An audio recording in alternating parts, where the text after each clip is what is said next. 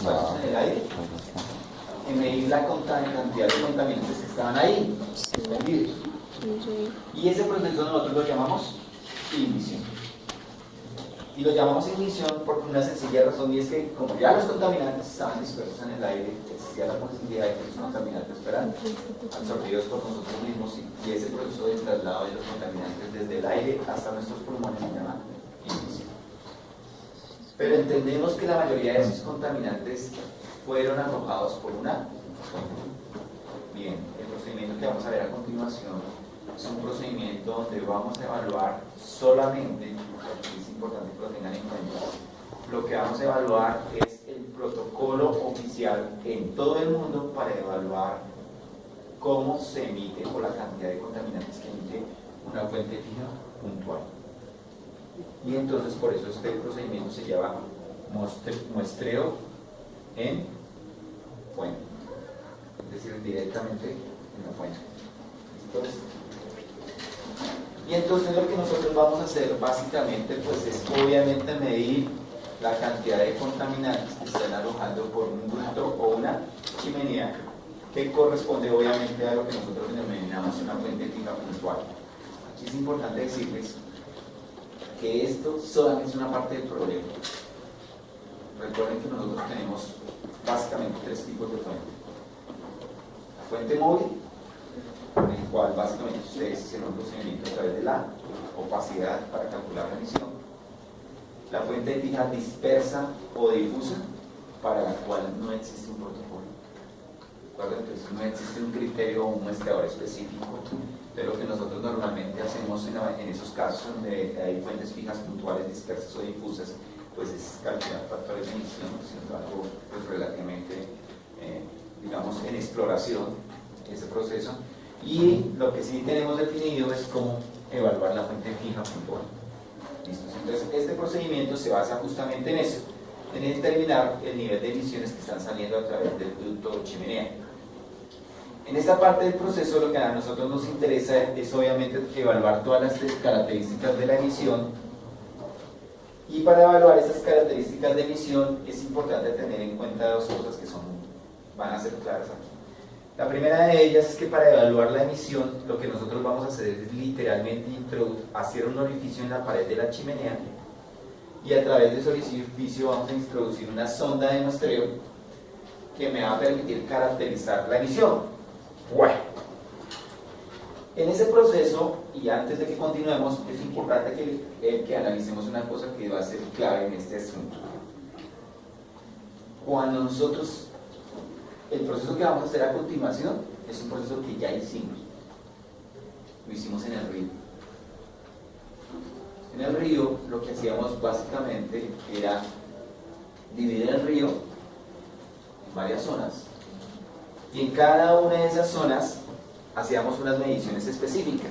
Bueno, la razón por la cual dividíamos el río en varias zonas es porque en teoría las velocidades en diferentes tramos y a diferentes profundidades podía variar. Bueno, aquí resulta que funciona exactamente igual. Es decir, uno de los criterios fundamentales que nosotros vamos a establecer aquí para determinar la cantidad neta de contaminantes que se van a emitir es el caudal. Pero al igual que ustedes en el río, nosotros en el río no medíamos caudal. ¿Qué medíamos? Velocidad, y establecíamos unas áreas específicas. Bien, aquí va a ser exactamente igual. Es decir, entendemos que una vez que introduzcamos mi sonda de muestreo al interior de la chimenea, en diferentes puntos dentro de la chimenea vamos a tener diferentes velocidades. ¿De acuerdo? Y entonces lo que tendremos que hacer, al igual que lo que hicimos en el río, fue dividir la chimenea en diferentes áreas, en diferentes zonas, y en cada una de esas zonas vamos a medir la velocidad. O sea, vamos a repetir el procedimiento. La única gran diferencia es que en el río ustedes metían su medidor verticalmente hacia abajo, y aquí lo que vamos a hacer es colocarlo horizontal. ¿De acuerdo? Pero el procedimiento va a ser exactamente igual. ¿Listos? Muy bien. Entonces, el procedimiento va a consistir en introducir la sonda y introducirla a diferentes profundidades al interior de la chimenea para evaluar las velocidades en diferentes puntos. Muy bien. Entonces, la idea nuestra es obviamente que dependiendo de las condiciones de la chimenea y del proceso que se realice, pues vamos a tener diferentes emisiones al ambiente. Y esas emisiones obviamente nos interesa caracterizarlas. Listos. Para poder hacer ese proceso de caracterización de las emisiones es necesario emplear todo este tren de muestreo. Cuando nosotros medíamos la velocidad en el río, básicamente utilizábamos un molinete, y ese molinete lo que hacía era evaluar cómo golpeaba el agua a la hélice, independientemente de las sustancias que hubiesen ahí, ¿cierto? Pero para nosotros era claro que cuando hacíamos ese proceso elegíamos un tramo donde hubiera la menor cantidad de interferencias posibles. Pero también teníamos claro que había muchas sustancias que iban a estar ahí presentes, que se iban a mezclar con el agua, los sólidos suspendidos, los sólidos sedimentables, todo el resto de sólidos, y hubo muchas otras sustancias. Y también entendíamos que una vez que todas esas sustancias se mezclaran, entre más sustancias hubiese, menor iba a ser la velocidad. Es decir, lo que les estoy planteando en este instante es que antes de que comencemos a hacer todo este proceso es necesario primero pensar que una de las mediciones que vamos a hacer es fundamental, es la velocidad, pero que esa velocidad va a estar influenciada por muchas cosas. La pregunta en este instante es que traten de pensar qué cosas van a influenciar la velocidad de un gas en una chimenea. La temperatura. Temperatura, presión, el diámetro de la chimenea, aunque en teoría la mayoría de nuestras chimeneas van a tener un diámetro constante. La humedad. La humedad, ojo, lo que acaba de decir Cristian es fundamental. ¿Por qué? Porque vivimos en el planeta Tierra. Y eso significa que el aire que interviene en el proceso de combustión es un aire húmedo. ¿Qué significa lo que acaba de decir Cristian? Significa que no. Entonces la invitación que les estoy haciendo es que por favor piensen en todas esas cosas que pueden haber en una chimenea y que van a afectar la velocidad. ¿Por qué? Porque tenemos que pensar en eso, porque si no pensamos en eso, no les voy a poder explicar por qué carajos existe todo este tren de muestreo. Material particular. Perfecto. Es obvio que en estos procesos de combustión, si la combustión es 100% eficiente, vamos a generar material particulado. Ahora la razón fundamental por la cual cuando se genera más material particulado es porque existen otras sustancias que van a competir con el carbón, por el oxígeno. ¿Como cuáles? Azufre. Entonces, ¿qué significa? Que entre más azufre haya, va a haber más SOX, pero también va a haber más material, porque más carbón va a quedar sin más. Entonces el material particulado va a ser fundamental, lo cual significa que otra de las cosas que usted debe medir aquí tendrá que ser el material particular, porque ese va a afectar la velocidad de su gas de chimenea. ¿Qué otras cosas van a afectar la velocidad de su gas de chimenea? La cantidad de gas en sí. La cantidad de gas. La densidad de La densidad de esas partículas. Digamos que la densidad de la mayor parte del gas es aire. Y en teoría la menor proporción será papel. Y cuando dices peso del gas, ¿qué te refieres? Puede ser un gris más específico. Porque podría preguntarte, bueno, calculemos el peso del gas. O mejor dicho, lo que está diciendo ella, Natalia, es clave. Es decir, realmente lo que nos interesa determinar es qué va a afectar el peso del gas. La composición del gas también. ¿Nada? Cuando dices gases, ¿a qué te refieres, Nicolás? A la concentración que tenga de unos ¿Cuáles? NOx, SOx, No, los NOx y los SOx no son relevantes. el dióxido, monóxido, Porque gracias a Dios, los NOx o los SOx se encuentran en concentraciones de partes por millón, e incluso partes por millón, lo cual significa que su masa en relación con el volumen de aire va a ser prácticamente baja, afortunadamente. Pero va a haber unos gases que deben tener la característica de poder medir todo lo que acabamos de decir. Muy bien. Entonces arranquemos. Todo lo que nosotros vamos a hacer está consignado en el Código Federal de Regulaciones Americanas, es decir, todo el método isocinético, método 1 a 5, va a estar en el método EPA. El objetivo fundamental del método isocinético, o mejor dicho, hasta aquí digamos que vale la pena hacer el siguiente comentario. Lo que yo les voy a enseñar en esta clase es única y exclusivamente el método 1 a método 5. El método 1 a método 5 está diseñado única y exclusivamente para que usted pueda determinar material práctico. Es decir, yo no les voy a enseñar en esta clase cómo se determina SOX, no les voy a enseñar cómo se determina NOx, no les voy a enseñar cómo se determinan dioxinas y furanos o cómo se determina plomo, cómo se determinan en general los metales, porque básicamente yo solo les voy a enseñar el método 1 a 5. ¿Qué significa eso? Que si ustedes quieren revisar cómo se hace, por ejemplo, SOX, tendrán que revisar el método 6. Que si quieren revisar cómo se hace SOX, tendrán que revisar el método 7. Que cualquier otro contaminante que usted quiera medir es un método completamente distinto. Pero que todos los métodos que ustedes quieran hacer, cualquier contaminante que quieran hacer, implica que ustedes hagan del 1 al 5. Entonces lo que yo les voy a enseñar es el método básico. ¿De acuerdo? A partir de ese instante, cualquier otra cosa que usted quiera hacer, insisto, requiere otro método completamente distinto. Si ustedes quieren revisar cualquiera de los otros métodos, ustedes pueden entrar a la página de la EPA y descargar tanto el método 1 al 5 como el resto de los métodos. Por ejemplo, el método para determinar metales pesados es el método 29. Es un método completamente distinto, pero para poder hacer el método 29, insisto, tengo que hacer del 1 al 5. Muy bien, entonces el objetivo fundamental nuestro es hacer método 1 a 5, por lo tanto es hacer material particular. Y el material particular entendemos que básicamente corresponde a un material sólido que está inmerso en una fase líquida, que es el gas. Listo, muy bien. Para poder hacer ese método, para poder evaluar ese material particulado, lo que yo tengo que hacer es literalmente lo que ven en la imagen. Por favor, fíjense en la imagen un momentico.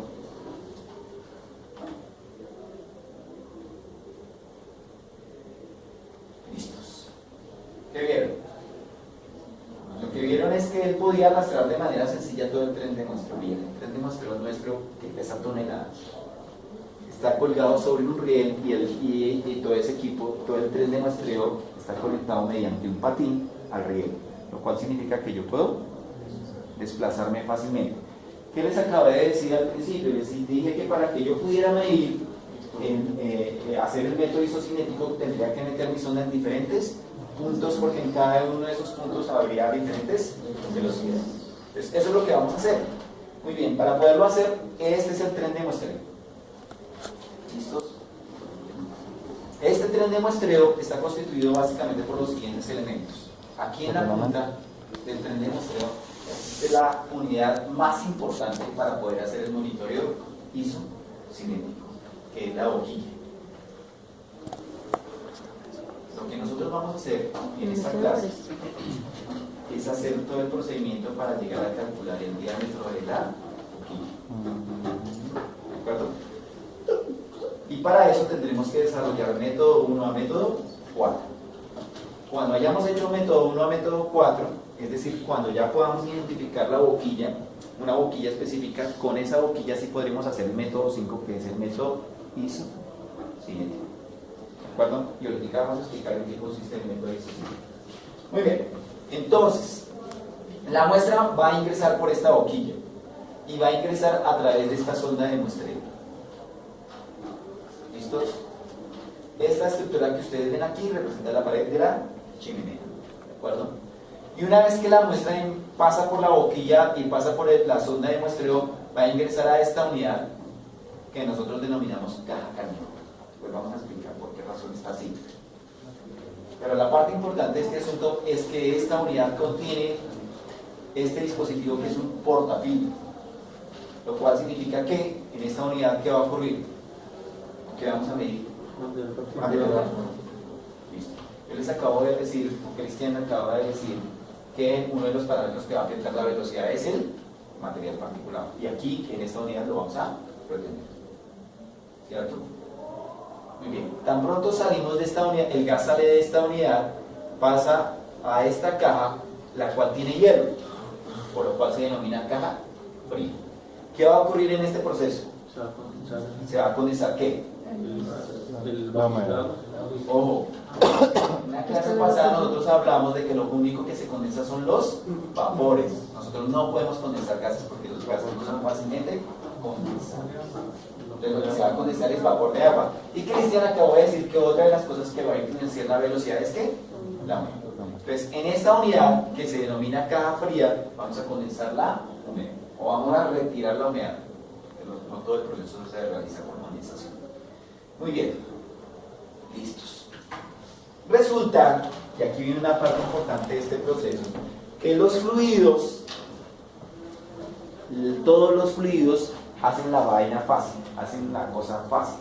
Y es que ellos tienden a irse hacia el sitio donde menos interferencias existen.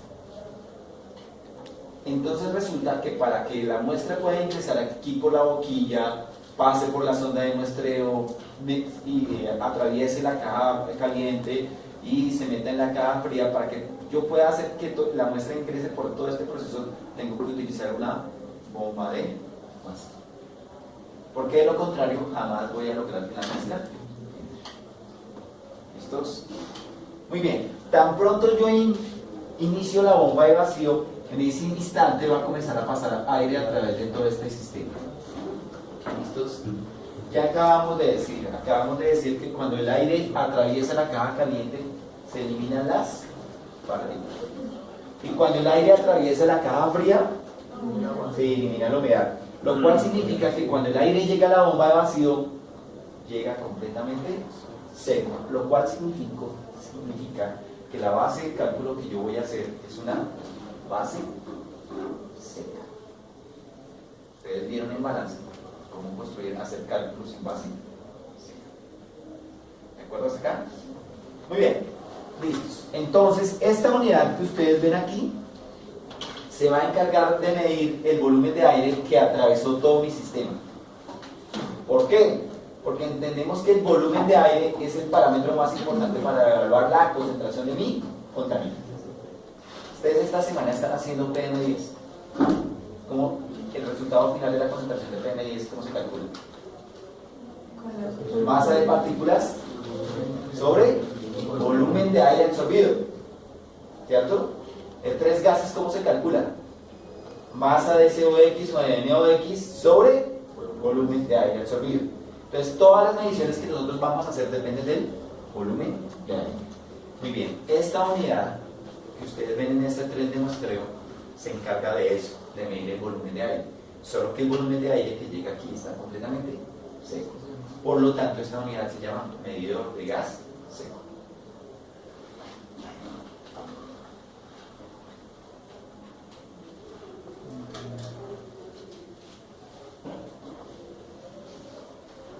De este diagrama no hemos mencionado dos unidades que son fundamentales, estos dos dispositivos que son fundamentales, que son simplemente manómetros.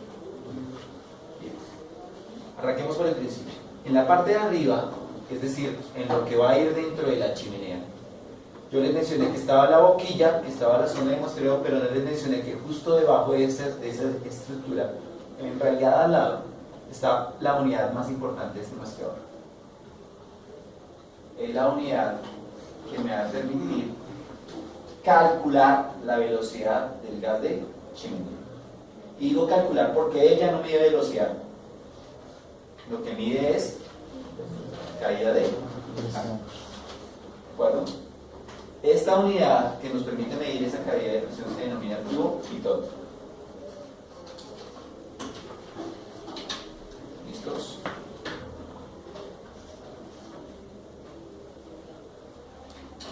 Y si se fijan, el tubo pitot está directamente en la chimenea.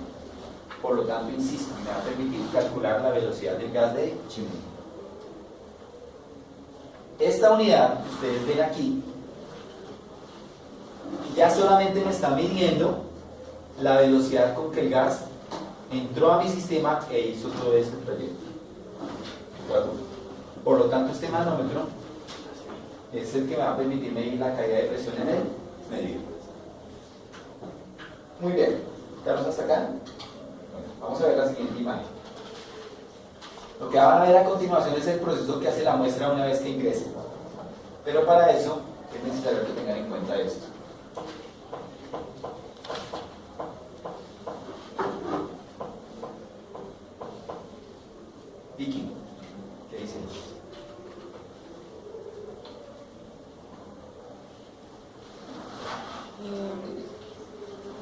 muestreo en el tren de gases frío.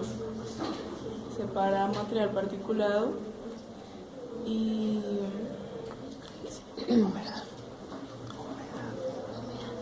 humedad.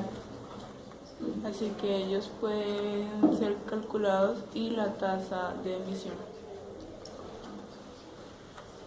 Una traducción literal. Está bien. Lo que está diciendo es que para que yo pueda calcular el emisión, ¿qué tengo que hacer? Enfriar el gas para condensar la humedad y retirar el material particular. Es decir, que la emisión neta, que es lo que a mí me interesa porque es lo que estoy arrojando al ambiente, la emisión neta, para poder calcular esa emisión neta, ¿qué tengo que hacer? Enfriar el gas para retirar la humedad, ¿cierto? Y obviamente separar. Y la emisión la voy a representar por C sub S. De nuevo, se calcula C sub S. Masa de partículas en el vidrio sobre solo que este cálculo se va a hacer en base cero, porque recuerden que el aire que llega aquí al medidor es gas. Muy bien. A partir de este instante, toda ecuación o todo término que involucremos en el proceso de monitoreo isocinético que lleve este sufijo S va a hacer referencia a que se está midiendo directamente en la chimenea. Entonces ese S hace referencia al término chimenea en inglés. ¿De acuerdo? Muy bien. Entonces, ¿qué es C sub S? ¿Qué realmente representa C sub S? Para nosotros C sub S representa específicamente lo que se está arrojando a través de la chimenea, es decir, la emisión. Por eso este es el parámetro más importante para nosotros, el C sub S. ¿De acuerdo? Porque con las partículas. Digamos que es por el que es el contaminante criterio, es decir, es el contaminante más significativo. Pero insisto, lo que vamos a hacer es simplemente la base de toda esta pirámide, ¿cierto? Método 1 a método 5, se podría hacer cualquiera de los otros métodos.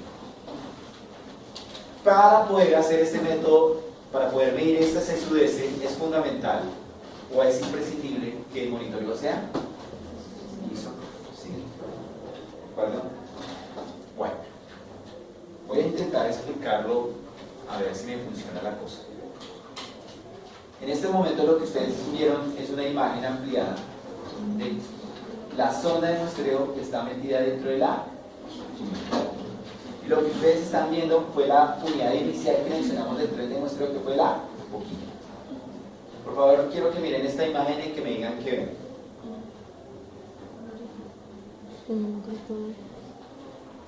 Listos, arranquemos. Entonces, por favor, el tubo tiene que ir verticalmente hacia abajo. O sea, para abrirlo abajo. Sí, verticalmente hacia abajo. Esa parte es importante. ¿Qué les pasaba a ustedes si torcían el molinete en el río? Bueno, en realidad no lo hacíamos porque tuvieran que pagar 600.000 pesos, porque a mí eso no me importa. ¿Sí o no? En realidad lo hacíamos era porque de esa manera el ángulo era de 90 grados, por lo tanto la velocidad era máxima. ¿De acuerdo? Por eso lo hacíamos.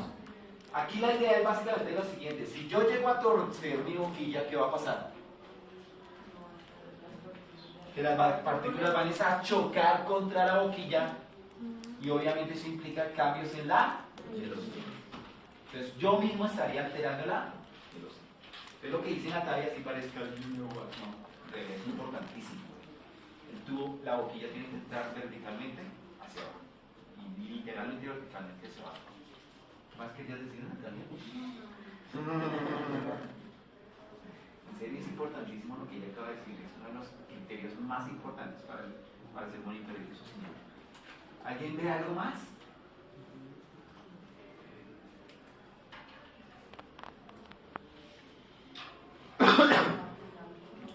¿Alguien ve lo importante? En el tubo que tiene, sí o que tiene un ángulo así, en la salida viene recto y después con un ángulo de... Sí, pero la curva es realmente debido a que lo que queremos hacer es disminuir el número de reinos. Vamos a ver, porque si tuviéramos un ángulo recto, tendríamos un número de reinos muy alto y tendríamos mayores pérdidas por fricción. está en el centro de la...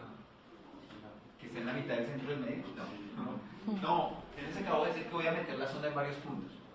O sea, pero pues ya no tiene que ingresar a la mitad en el radio, o No. puede ser a cualquier... No, eso no hemos dicho. Todo lo contrario, hemos dicho que vamos a meter la sonda en varios puntos dentro de la chimenea. No, es más, nunca lo metemos en la mitad del centro del medio. Vamos a mostrarlo por aquí.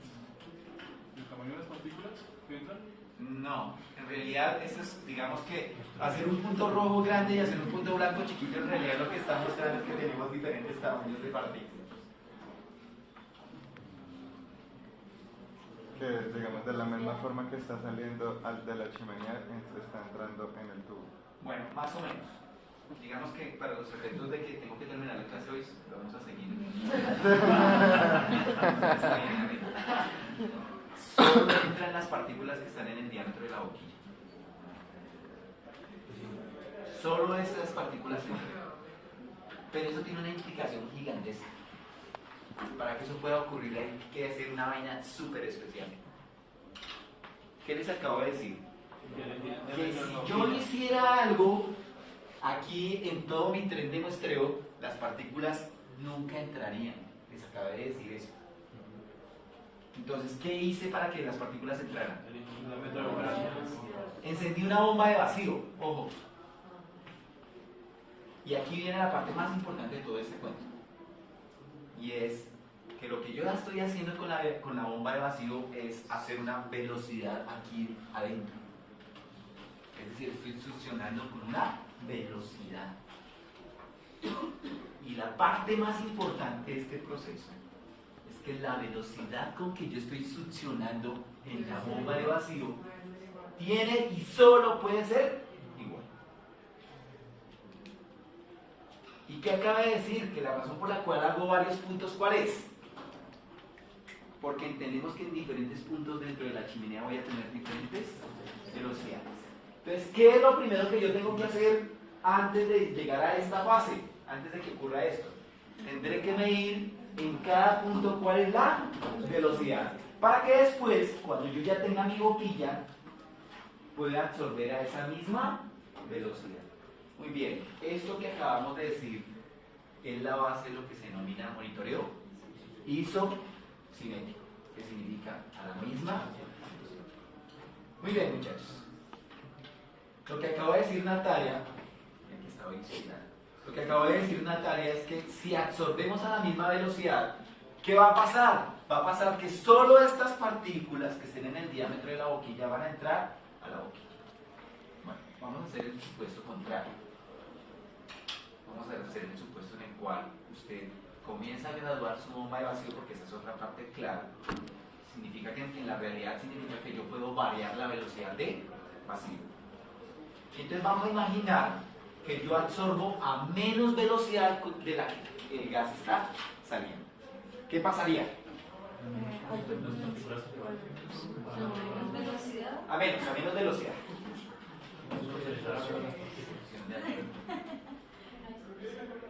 ¿Qué dice Nicolás? En realidad no son tan rebeldes. Camilo, ¿qué pasaría?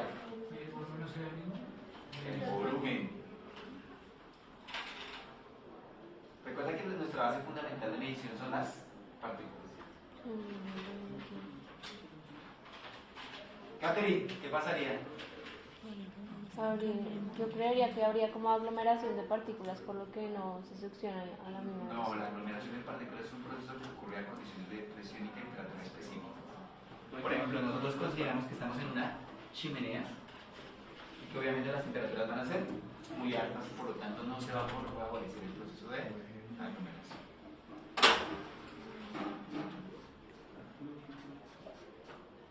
Les acabé de decir que los fluidos tienden a irse hacia donde sea más fácil su desplazamiento. Si yo absorbo a menos velocidad aquí, lo que va a ocurrir es que estas partículas que deberían entrar simplemente prefieren. ¿Y eso qué significa? Que voy a tener menos partículas de las que realmente debería tener. Lo cual significa que mis concentraciones van a dar menores a las reales. Caso contrario, ¿qué pasa si absorbo más velocidad? Entonces,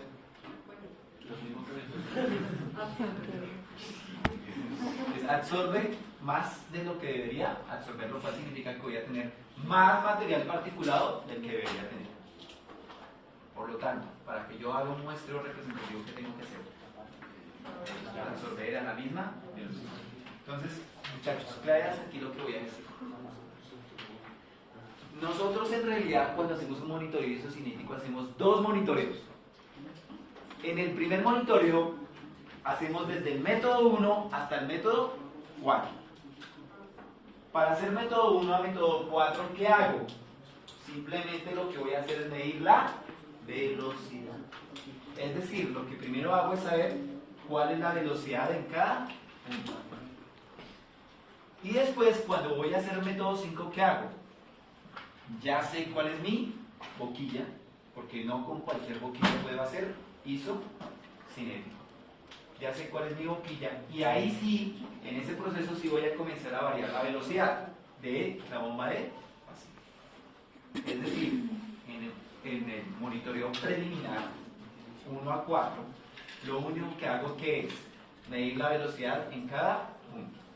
Pero para medir la velocidad en cada punto debo tener en cuenta que en ese gas de chimenea hay humedad, CO2, monóxido, nitrógeno, oxígeno, partículas. Y que todas esas cosas van a influenciar mi velocidad. Entonces por eso hago método 1 a método 4. Entonces lo que vamos a ver a continuación son los criterios que debo tener para medir todo eso y poder calcular finalmente la velocidad. ¿De acuerdo? ¿Claro para todos? Bien, pero la base fundamental del proceso es que cuando yo haga método 5 tengo que hacer isocinético. ¿Listos? E isocinético pues implica esa imagen literalmente. Muy bien. ¿Listos? Entonces está ocurriendo eso. ¿Qué les acabé de decir? Les acabé de decir que entonces cuando yo voy a hacer mi monitoreo isocinético, ¿qué hago? Lo que está haciendo el operario ahí es variar la presión de vacío. ¿Para qué? Para que en cada punto yo pueda igualar la velocidad. ¿Listo? Esto que ustedes ven aquí es la consola de muestreo. Bien, aquí vienen dos partes importantes. Este tipo es el ingeniero. Y el que está arriba es el chinomático. Pues uno le dice, meta la sonda, saque la sonda. ¿Listos? Aquí, en la consola de muestreo, esto que ustedes ven aquí son los dos manómetros. Recuerden que tenemos dos manómetros. Uno conectado directamente al tubo pitot, que me va a medir la cabeza de velocidad, y otro manómetro que va a ir conectado al medidor de gas seco. Pero en la realidad ambos están aquí, en la consola de muestreo. Listos, muy bien. Este reloj que ustedes ven aquí es una aguja que va marcando la cantidad de volumen de aire que está pasando. Es decir, este reloj representa el medidor de gas seco. Entonces, por lo tanto, aquí voy a medir el volumen. Y esto que está haciendo él ahí, como les acabé de decir, pues representa que estoy variando la presión de vacío para lograr el isocinetismo. ¿Listos?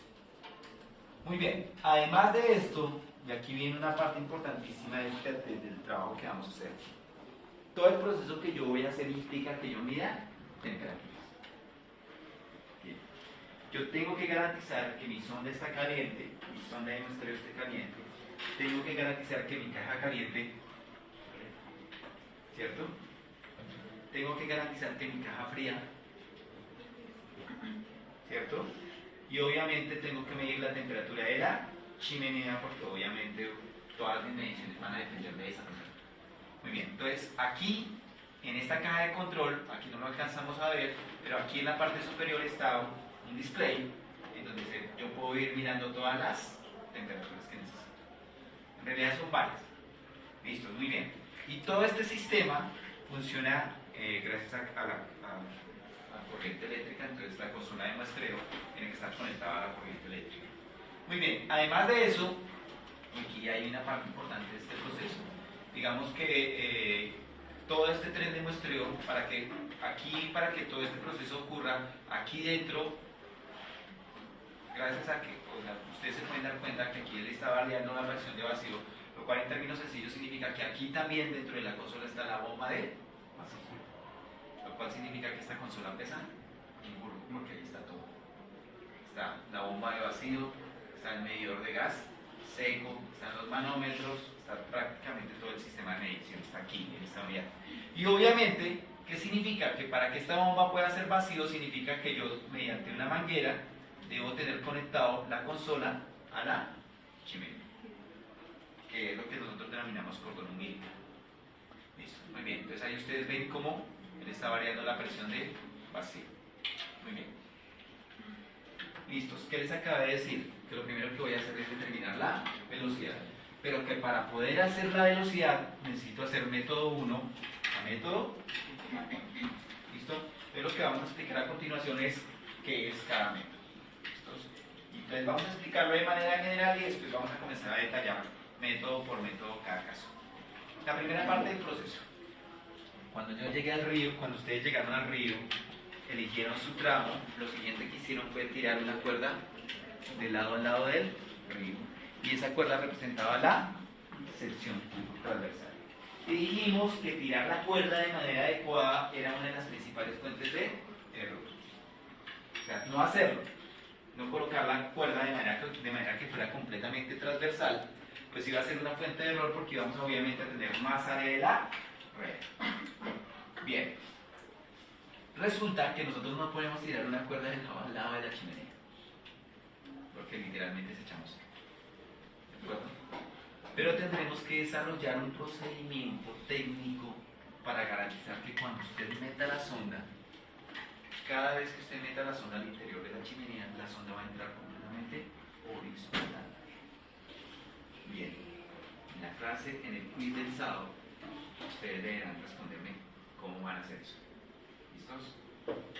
Por ahora, asumamos que lo hacen. Asumamos que la sección es completamente transversal. Y que por lo tanto, cuando yo introduzca la sección cuando tenga la sección transversal, pues ya voy a poder hacer un muestreo representativo. ¿Listos? Entonces, ojo para el sábado. Una parte fundamental del trabajo que ustedes tienen que hacer es garantizar que la sección sea completamente transversal. Muy bien. Listos. Entonces, para poder hacer esa sección transversal, o mejor dicho, para poder arrancar, hacer el monitoreo isocinético, lo primero que yo tengo que hacer, que ya lo dijimos, fue dividir mi chimenea en diferentes secciones. Bueno, ¿ustedes recuerdan qué les decía yo para poderles prestar el molinete? Que ustedes tenían que tener ya demarcadas las secciones y además de eso en cada sección tenían que indicarme la profundidad, la distancia a las cuales tenían que meter el molinete. En realidad lo que yo les estaba pidiendo era una matriz. ¿De acuerdo? Entonces, el objetivo del método 1 es que ustedes construyan la matriz de puntos, es decir, que ustedes construyan o definan en dónde vamos a meter la sonda de muestreo. Para que ustedes se lleven una idea de cómo ocurre ese proceso, les voy a mostrar la siguiente imagen. Por favor, quiero que se fijen en la imagen. Bueno.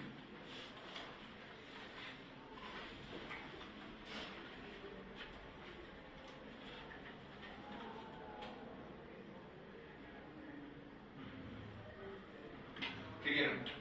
Antes de que vean esta, ¿qué vieron en la imagen anterior?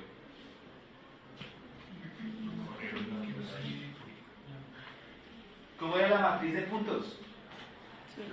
Obviamente, circular. ¿Cuántos puntos teníamos que hacer en esa chimenea que ustedes vieron? 12.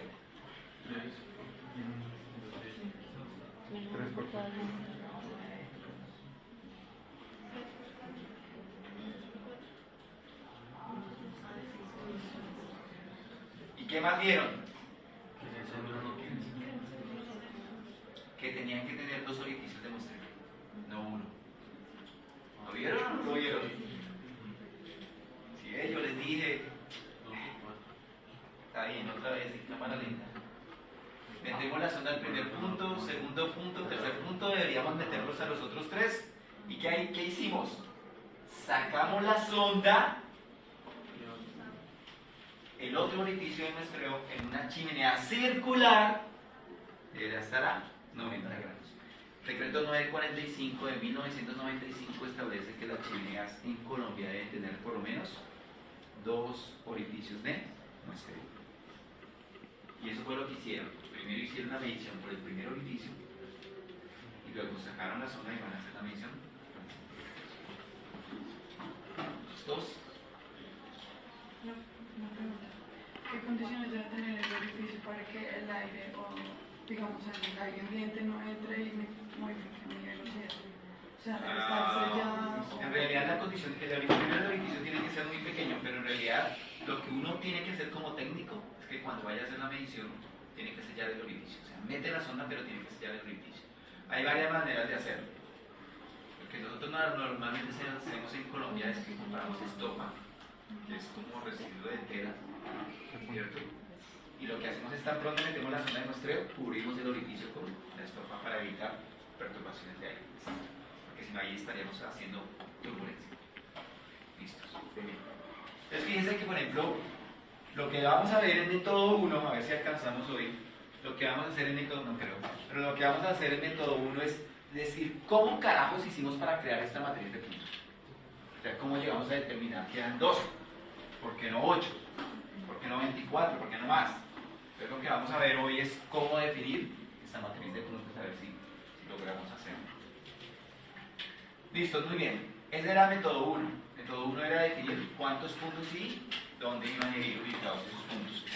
¿El método 2 cuál es?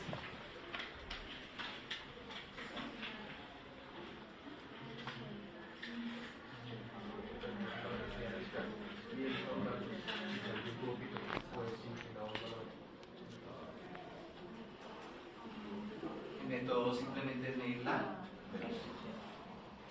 Yo ya les acabé de decir que solamente utilizamos un único dispositivo para medir la velocidad. ¿Cuál? Tubo pitot. ¿De acuerdo?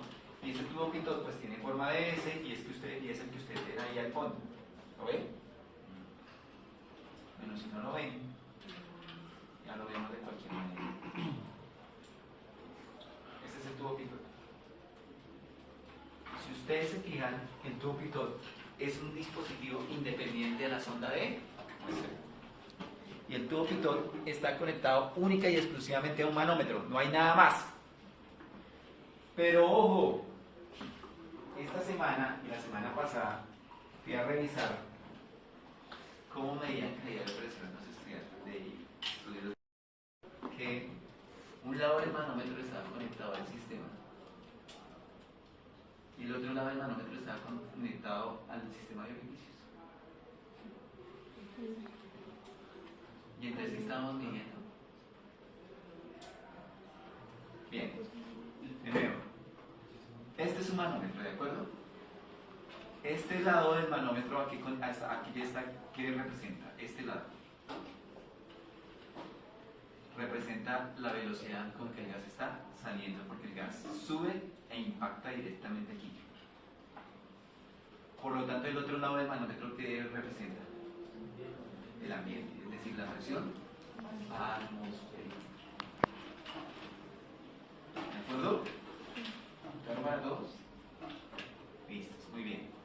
Entonces, esto realmente que está, cuando yo hago este proceso, realmente ¿qué estoy haciendo? ¿De acuerdo? Midiendo la caída de presión que genera el gas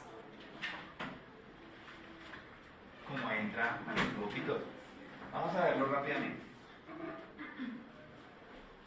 Entonces, el gas asciende, impacta, ¿cierto?, por el orificio de abajo, y al impactar, ¿qué va a pasar dentro del tubo pitot? Pues todo el gas que esté aquí se va a desplazar por el efecto del gas que está ascendiendo. ¿Y qué va a generar en el manómetro? Un desplazamiento. Entonces, ¿qué significa? Que antes de que yo conecte mi tubo pitot, el nivel de mi manómetro debe estar en 0. De manera que, ¿qué?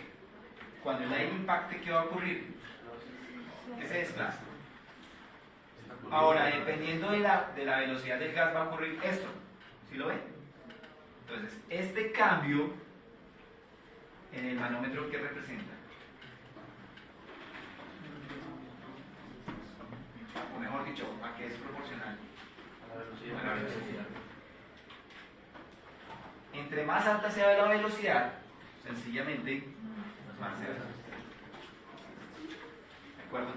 Por lo tanto, para medir la velocidad, lo único que estoy necesitando es un manejo. Pero entendemos que esa velocidad está afectada por la humedad, la composición de los gases, la temperatura, etc. Entonces ahorita vamos a ver eso. ¿Listos? Por ahora, el método se basa en ¿qué? En simplemente utilizar el tubo pitot y medir la caída de él. Muy bien, entonces eso es método 2. ¿De acuerdo? ¿Qué acabamos de decir? Acabamos de decir que esa velocidad va a estar influenciada por la composición química del gas de chimenea. Por lo tanto, necesitamos saber qué es CO2, cuánto hay de CO2, cuánto hay de oxígeno, cuánto hay de nitrógeno y cuánto hay de monóxido. Para poder hacer eso voy a utilizar un sistema que no les he mostrado hasta este instante y que por lo tanto es totalmente independiente al tren de muestra. Este equipo es el equipo oficial para medir, hacer método 3. El método 3 es la determinación del peso molecular del gas de chimenea. Y el método oficial para hacerlo es el método ORSA, con T al final. Tal como suena, método ORSA. ¿Listos? Bien, el método ORSA funciona de manera prácticamente igual al muestreador de 3 gases que ustedes tienen. Es decir, funciona con soluciones absorbentes.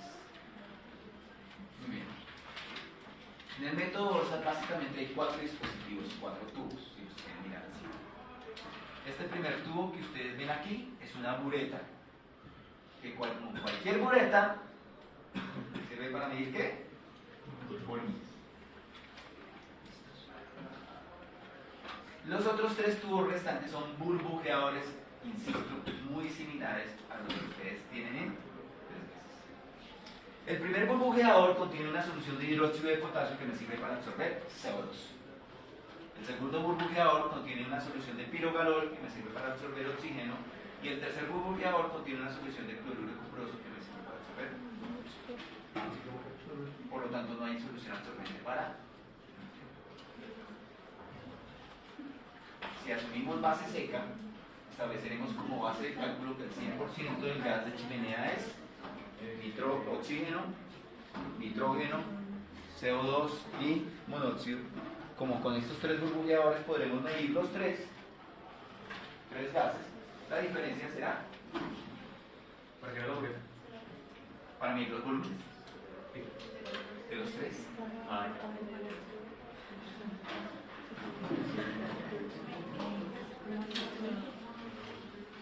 Entonces en cámara lenta, porque entonces el primer burbujeador solución de hidróxido de potasio. También se puede utilizar hidróxido de sodio, pero normalmente se utiliza hidróxido de potasio. Recuerden que el hidróxido es hidróxido, ¿no? Es terriblemente corrosivo. El hidróxido de potasio va a permitir absorber CO2. Entonces miren cómo es de fácil, muchachos. En esta bureta yo atrapo 100 mililitros de gas de chimenea. ¿Por qué 100? Porque 100 me va a permitir hacer una base de cálculo en porcentaje. Entonces, ¿qué hago? Atrapo 100 mililitros en la bureta. Después, paulatinamente, voy a obligar al gas que atrapé en la bureta a pasar a través de cada una de las soluciones absorbentes. Obviamente, cada solución absorbente va a retener el gas que le corresponde. ¿Y eso qué significa? Que cuando yo obligue a mi gas de chimenea a pasar a través del gas hasta de la solución de hidróxido de potasio, el volumen que va a quedar en la bureta va a ser menor. ¿Por qué? Porque parte del volumen quedó retenido en el hidróxido de potasio. La diferencia de volúmenes entre el volumen final y el volumen inicial que me va a dar el volumen del gas que absorbe. Y el procedimiento se va a hacer exactamente igual para todos los otros 3. ¿De acuerdo? Listo, muy bien. Esta solución oscura es la solución de pirogalol.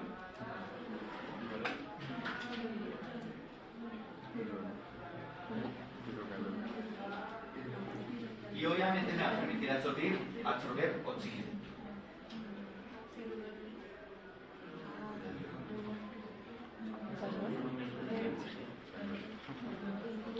rico, ya, palabras.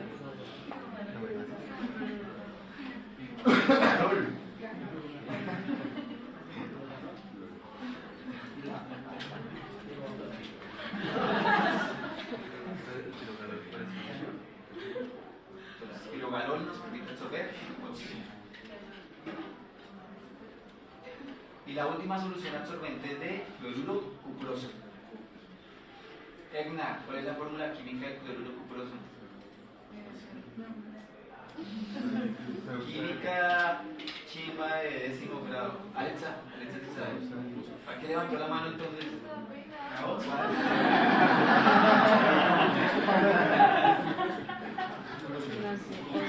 ¿Cuáles son las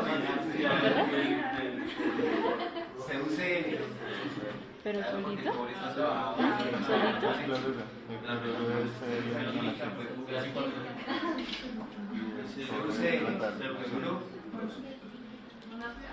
El cloruro cuproso me va a permitir absorber monóxido de carbono. Muy bien, muchachos. Fíjense que en este método hemos asumido base seca. Pero para todos debe quedar claro que cuando yo, ahora, dos cosas importantes. Este dispositivo es totalmente independiente. Ya se los dije, pero se los vuelvo a repetir. Entonces, en la vida real, ¿qué hacemos? Mientras ustedes hacen método 1, 2 y 4 en la chimenea, cuando terminen de hacer los 4, mientras hacemos los cálculos y todo, introducimos el equipo ORSA, que es aparte. Y hacemos las mediciones, absorbemos los gases en la bureta, los obligamos a pasar a través de cada uno de los burbujeadores y determinamos el método 3. Esa determinación se hace por la diferencia ya. ¿Cómo así? Con la diferencia del volumen de Sí. la bureta ahí. Solo ahí. Sí, pero estamos asumiendo base seca, pero en la vida real ocurre que ese gas que yo absorbí tiene. Pues es el primer machetazo que estoy haciendo. Estoy diciendo que solo tengo 4 gases: CO2, oxígeno, monóxido, y por diferencia voy a tener nitrógeno. ¿De acuerdo? Pero estoy diciéndoles que en realidad tengo humedad, pero que estoy diciendo que no la tengo. Es decir, estoy haciendo un cálculo en base seca. Lo cual, ¿qué significa? Significa que después, cuando vaya a hacer el cálculo final, tendré que convertir la base seca en base húmeda. Pero ustedes ya vieron balance. Entonces, ese tema ya es... No voy a tener problemas cuando explique. ¿Listos hasta acá? Listo, lo que acabamos de hacer se llama método 3 o determinación de peso.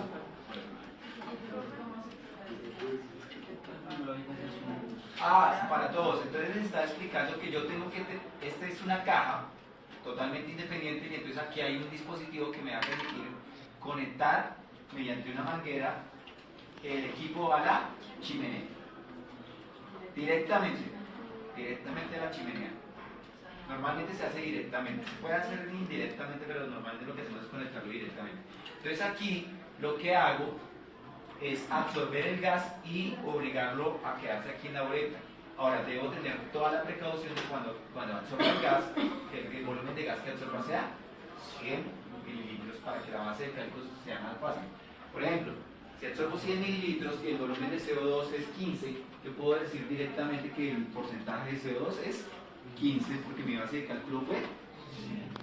Así es sencillo. Eso va a poder hacer eso. ¿Listos? Muy bien. ¿Alguien más quiere preguntar algo? Yo entiendo la parte de que se hace pasar el volumen a la bureta y tenemos 100 mililitros.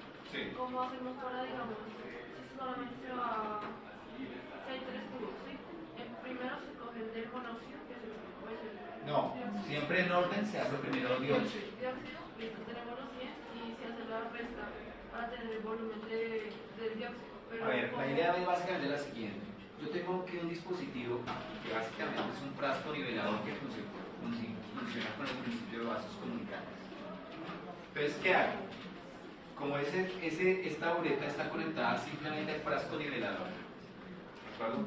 Lo que yo hago sencillamente es que con el frasco nivelador, en donde obviamente para que el frasco nivelador funcione con el principio de vasos comunicantes, el frasco nivelador tiene que estar abierto al ambiente. Entonces lo que yo hago es que simplemente si yo quiero hacer que el gas suba y pase a través al burbujeador, lo que simplemente hago es cojo mi frasco nivelador y lo subo. Como cumple con el principio de vasos comunicantes, significa que el nivel en ambos lados de la bureta va a subir. Al subir el nivel del líquido que tiene el frasco nivelador, estoy en realidad haciendo que el gas suba, y lo que hago es aquí, estas dos llaves, aquí en la parte superior de estos dos burbujeadores están cerradas, y obviamente solo puedo hacer uno a la vez. Entonces, cuando vayamos a hacer los cálculos es primero calculo CO2, luego oxígeno y luego monóxido. Pero ojo con lo siguiente. Cuando hagan el cálculo de oxígeno, ustedes deben tener en cuenta que parte del volumen ya se gastó como CO2. Cuando hagan el cálculo de monóxido, tienen que tener en cuenta que parte del volumen se gastó en oxígeno y CO2. ¿De acuerdo? Y obviamente pues al final va a ser una resta. Y la suma de los tres, CO2, oxígeno y monóxido, menos 100, será nitrógeno. Hace siempre 100 mililitros, ¿no? ¿Perdón? El país siempre hace 100 mililitros. O sea, si quieres hacer el cálculo fácil, Entonces, garantizamos que sea absorbancia, si no tendremos que hacer toda la reglita de 3 chimba para saber que Es una sección adicional a todo el... sí, esta es una unidad totalmente independiente. O sea, nuestro ahorro es totalmente independiente. Por eso decíamos, en la vida real, con el tren de muestreo hacemos método 1, 2 y 4. 3 no. Entonces, ¿qué hacemos? Cuando terminemos de hacer método 1 a 4, con el tren de muestreo, retiramos el tren de muestreo e introducimos la manguera que va del horno directamente a la chimenea. Y entonces ahí no sería gas seco porque no estaría entrando con humedad de la chimenea. Sí, por eso estamos diciendo que este cálculo lo hacemos en base seca, pero después tendremos que convertirlo a base. Y insistimos mucho, ustedes ya vieron balance, entonces ya son expertos. Método 4. Terminación del contenido de...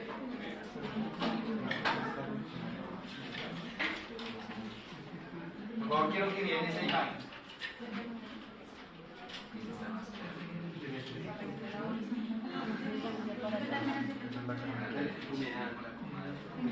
Humedad. Humedad. Entonces otra vez, para los exámenes distraídos, método 4, determinación del contenido de humedad. Que van a pegar aquí.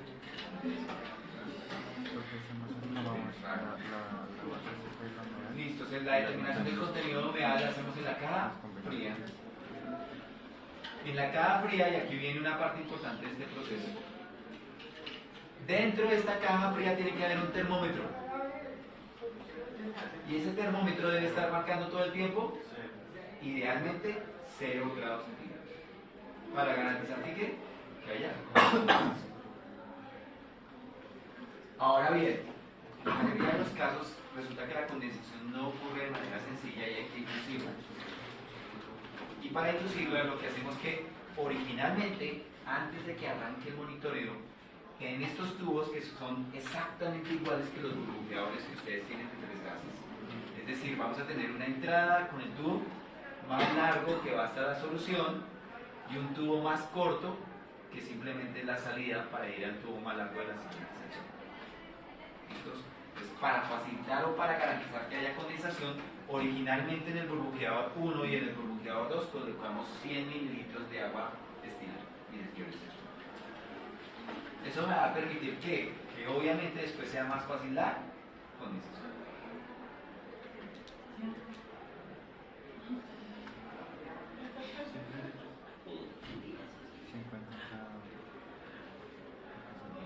bien.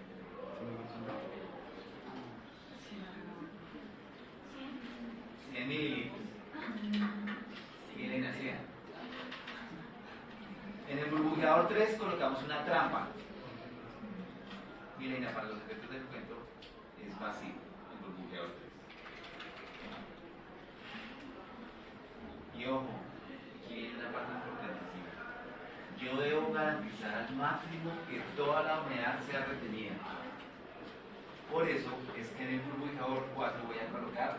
sílica gel activada.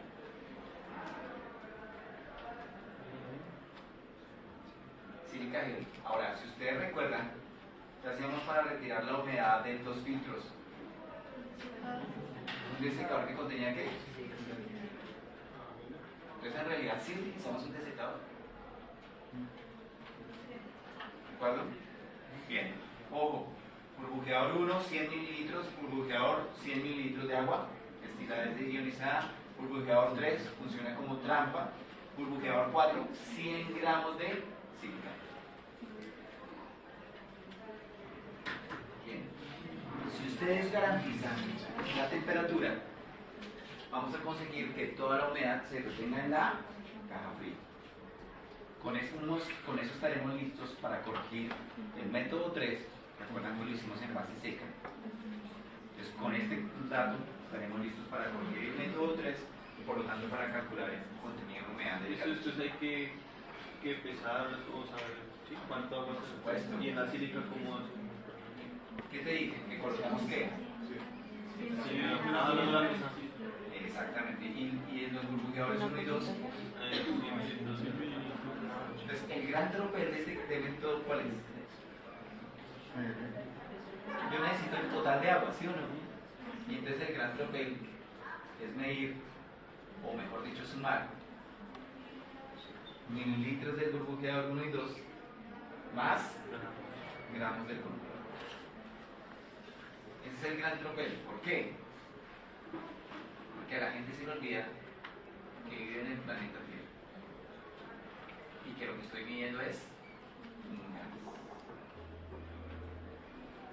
Que para poder sumar mililitros más gramos tendré que utilizar la ecuación traumática de décimo grado. Se va por ecuación de gases. Otra vez tenemos que volver con ese trauma de la infancia. ¿Listos? Este es el procedimiento que ocurre dentro del burbujeador 4. Obviamente va a ocurrir la condensación aquí en el burbujeador 4 y por lo tanto un incremento de volumen. Muy bien, todo lo que vamos a hacer en este método isocinético, las condiciones de referencia para el método isocinético son temperatura 68 grados Fahrenheit o 528 Rankine. Recuerden que normalmente para los cálculos siempre vamos a trabajar en temperaturas y presiones absolutas.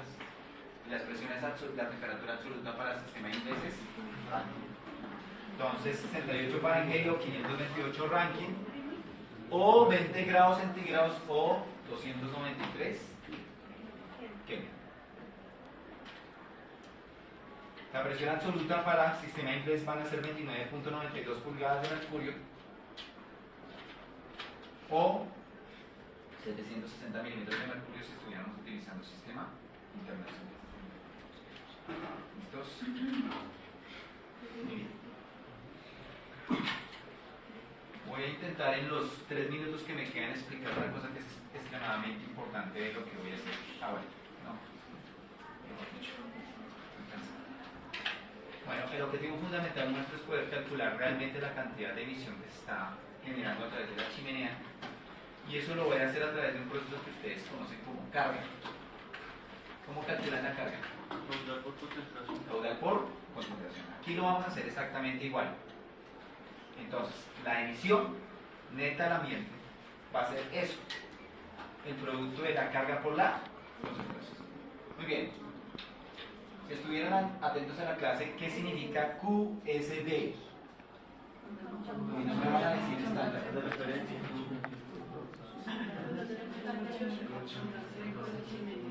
Caudal seco de chimenea.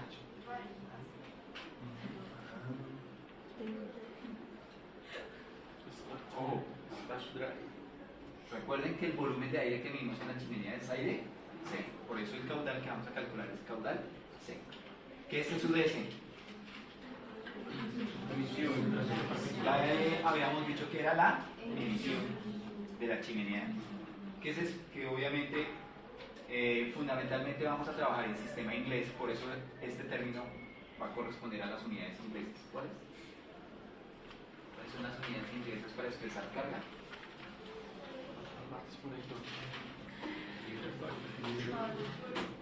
Pounds per hour. Es decir, libras por hora.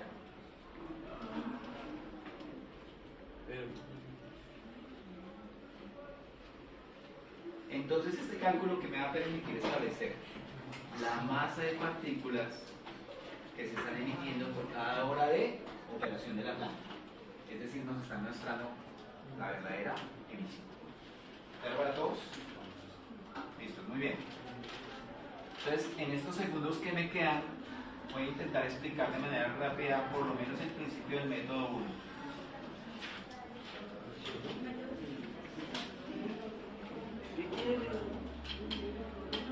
Por favor, quiero que miren la imagen. ¿La vieron? Mañana, perdón, el viernes, cuando les pida método 1, el sábado, cuando les pida método 1, tendrán que hacerme esto que ustedes ven en esta imagen. Listo. Método 1 tiene 3 objetivos.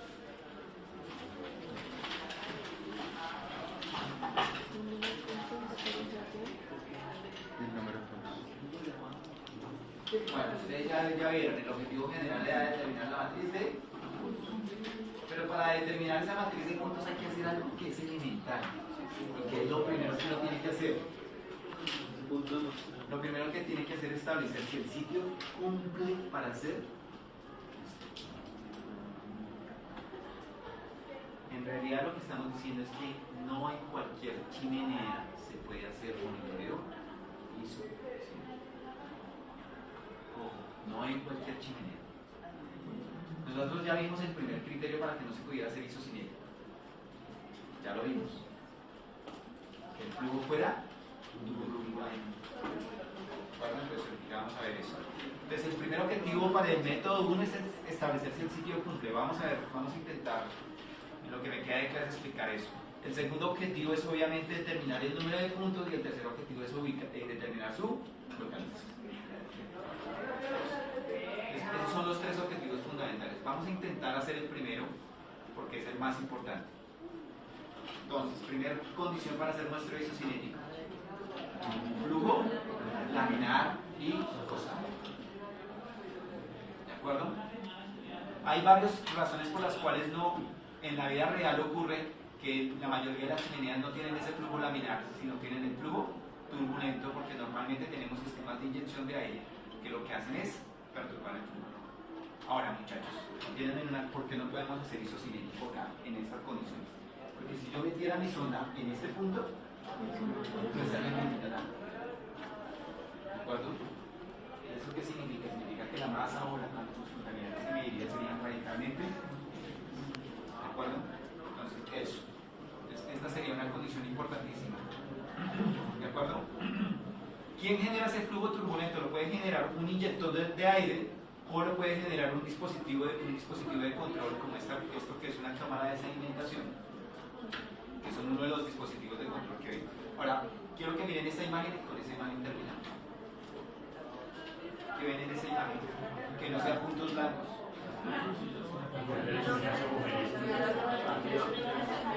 Muy bien. Eso, todo eso. Muy bien.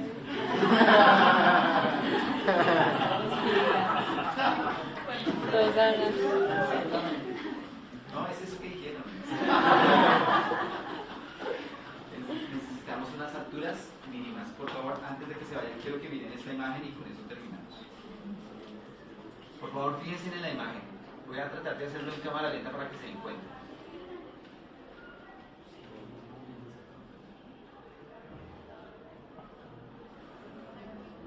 Ojo.